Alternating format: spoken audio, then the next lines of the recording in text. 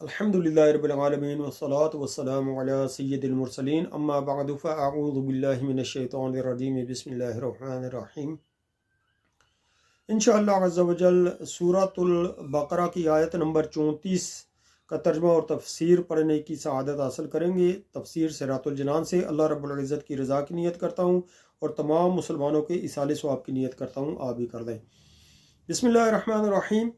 وَإِذْ قُلْنَا لِلْمَلَائِكَةِ اسْجُدُوا لِآدَمَ فَسَجَدُوا إِلَّا إِبْلِيسَ أَبَى وَاسْتَكْبَرَ وَكَانَ مِنَ الْكَافِرِينَ۔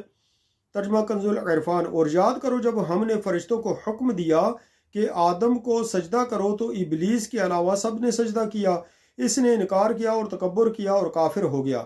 اسجدوا لآدم، آدم کو سجدہ کرو۔ اللہ تعالیٰ نے حضرت آدم علیہ السلام کو تمام موجودات کا نمونہ اور عالم روحانی اور جسمانی کا مجموعہ بنایا اور فرشتوں کے لیے حصول کمالات کا وسیلہ بنایا، تو انہیں حکم فرمایا کہ حضرت آدم علیہ السلام کو سجدہ کریں، کیونکہ اس میں حضرت آدم علیہ السلام کی فضیلت کا اعتراف اور اپنے مقولہ اتجعل فیہا کی معذرت بھی ہے۔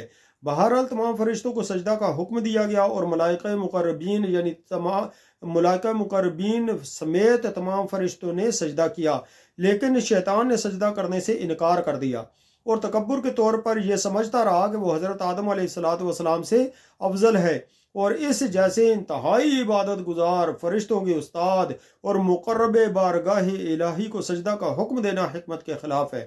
اپنے اس باطل عقیدے، حکم الہی سے انکار اور تعظیم نبی سے تکبر کی وجہ سے وہ کافر ہو گیا۔ حضرت آدم علیہ السلام کا واقعہ قرآن پاک کی 7 صورتوں میں بیان کیا گیا ہے۔ سجدے سے متعلق چند شرعی احکام۔ اس آیت میں سجدے کا ذکر ہے، اس مناسبت سے یہاں سجدے سے متعلق چند احکام بیان کیے جاتے ہیں۔ نمبر 1، سجدے کی 2 قسمیں ہیں۔ پہلا عبادت کا سجدہ، دوسرا تعظیم کا سجدہ۔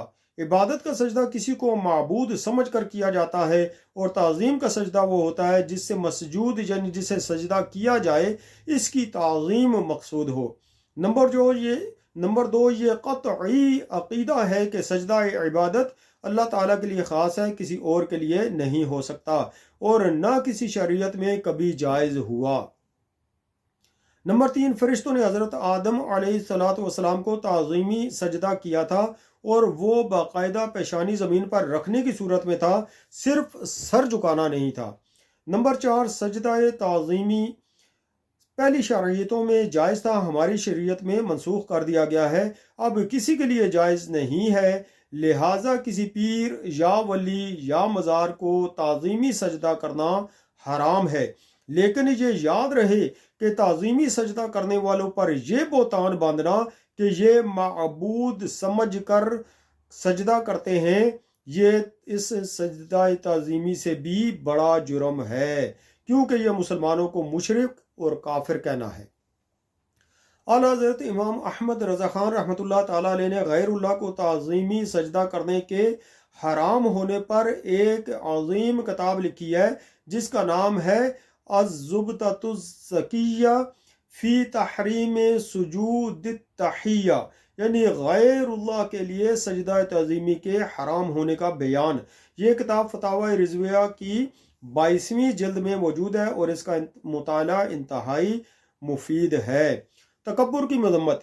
اس واقعہ سے معلوم ہوا کہ تکبر ایک ایسا خطرناک عمل ہے کہ یہ بعض اوقات بندے کو کفر تک پہنچا دیتا ہے، اس لیے ہر مسلمان کو چاہیے کہ وہ تکبر کرنے سے بچے۔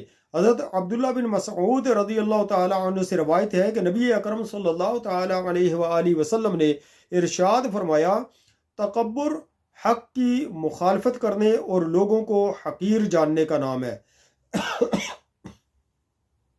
حضرت عبداللہ بن مسعود رضی اللہ تعالیٰ عنہ سے روایت ہے کہ حضور اکرم صلی اللہ تعالیٰ علیہ وآلہ وسلم نے ارشاد فرمایا، تکبر سے بچتے رہو، کیونکہ اسی تکبر نے شیطان کو اس بات پر ابھارا تھا کہ وہ حضرت آدم علیہ السلام کو سجدہ نہ کرے۔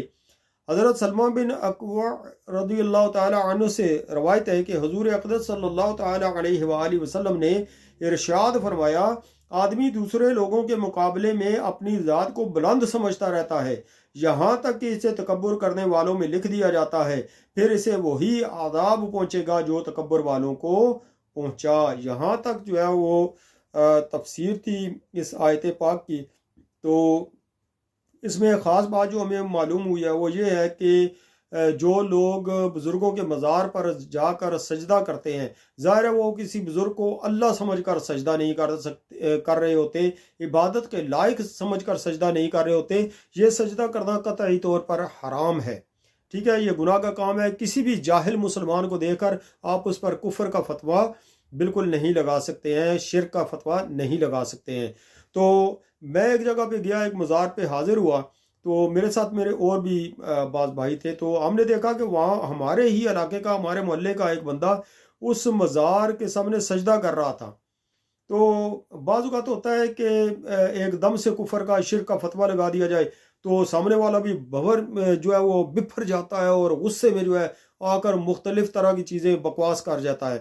تو ہم انتظار کرتے رہے کہ یہ ذرا اٹھے، وہ اٹھا تو ہمارے ایک بھائی تھے، بہت اچھے پیارے بھائی ہیں، وہ انہیں ایک سائڈ پہ لے گئے، تو وہ کہنے لگے کہ بھائی جان آپ سجدہ کر رہے تھے؟ تو انہوں نے کہا جی سجدہ کر رہا تھا۔ تو انہوں نے پوچھا کہ کیا اس سے عبادت کے لائق سمجھ کے سجدہ کر رہے تھے، اللہ سمجھ کے سجدہ کر رہے تھے، یا اللہ کا ولی سمجھ کے سجدہ کر رہے تھے؟ وہ کہنے لگا کہ نہیں، اللہ کون ہو سکتا ہے، تو اللہ کا ولی سمجھ کے سجدہ کر رہا تھا۔ تو انہوں نے پھر اسے بہت پیارے انداز سے سمجھایا کہ دیکھو بھائی، اللہ رب العزت کے علاوہ کسی کو سجدہ کرنا یہ حرام ہے، اور اللہ کا ولی سمجھ کے سجدہ کیا تو پھر بھی حرام ہے، اور اگر اللہ سمجھ کے سجدہ کرتے، عبادت کے لائق سمجھ کے سجدہ کرتے تو تم کافر ہو جاتے۔ تو اس نے بہت پیارے طریقے سے سمجھایا، تو وہ الحمدللہ سمجھ گیا، اور اس نے معذرت کی، اور وہاں پر جو ہے وہ اس نے توبہ بھی کی کہ آئندہ کے لیے انشاءاللہ عز و جل میں کسی مزار پر کسی پیر صاحب کو سجدہ نہیں کروں گا۔ تو یہ ہے کہ اچھے طریقے سے سمجھانا چاہیے، بجائے اس کے کہ ڈنڈا لے کے پیچھے پڑ جاؤ اور کہو کہ نہیں یہ تم نے کفر ہی کیا ہے۔ بھائی تمہارے پاس غیب کا علم کہاں سے آ گیا کہ تم دوسروں کے اوپر کفر کے فتوے لگانا شروع ہو گئے، تو شرک کے فتوے لگانا شروع ہو گئے؟ کیا نبی کے لیے تو علم غیب آپ مانتے نہیں ہو، تو اپنے لیے یہ ظاہر کرتے ہو کہ میں اس کے دل میں جھانک کے آیا ہوں کہ اس نے واقعی جو ہے وہ سجدہ عبادت کیا ہے۔ تو میرے بھائی، کوئی بھی کسی کو اللہ سمجھ کر یا عبادت کے لائق سمجھ کر سجدہ نہیں کرتا ہے، یہ جاہلوں کے بعضوں کے طریقے ہیں۔ تو اللہ تعالی ہمیں اس جہالت سے بچائے، اور اللہ تعالیٰ نے الحمدللہ بچایا بھی ہے، آئندہ بھی اللہ پاک بچائے۔